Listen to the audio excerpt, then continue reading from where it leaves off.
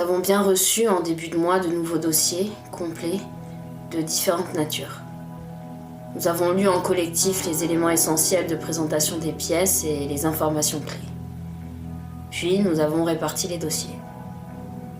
Évidemment, les membres des sciences dures, comme février en robotique, avril en épidémiologie, juillet en criminalistique, août en physique, septembre en économie, ont souhaité obtenir les données statistiques en priorité. De leur côté, ceux qui se qualifient des sciences subtiles ont préféré les témoignages écrits et les vidéos. Mai, la philosophe fataliste, juin, l'éthologue optimiste, octobre, l'historienne prophétique et novembre, la psychologue positive. Oui, des surnoms aux surnoms. Disons des ajouts personnalisés pour m'aider à me repérer parfois. C'est Juin, avec sa joie si communicative, qui s'est amusé à nous donner des surnoms. J'ai trouvé l'idée excellente. Seul le politologue Mars,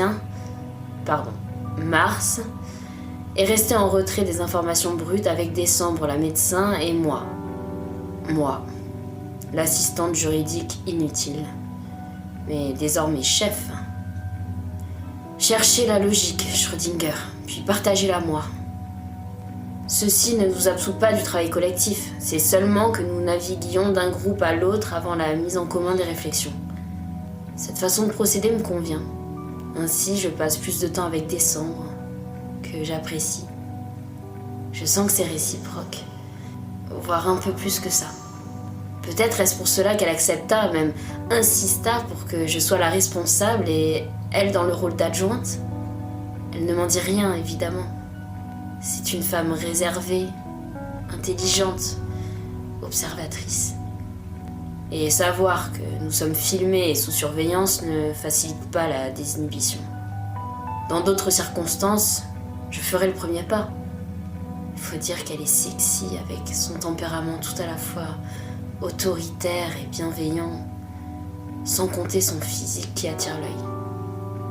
En parlant de désinhibition, nous sentons que c'est compliqué pour plusieurs d'entre nous. Il n'y a pas que l'enfermement, les contacts, la pression. Il y a aussi les manques. N'en parlons pas, mais ici il n'y a ni alcool, ni cigarette, ni surplus d'alimentation. Tout a été prévu pour la stricte nécessité, la survie et non les plaisirs. Si le monde survit et qu'une autre pandémie apparaît, et qu'un autre groupe se retrouve ici, je sais que ça fait beaucoup, je vous suggère de prévoir les à côté. Enfin, c'est pas le seul conseil qui me vient en tête, mais je vais rester poli.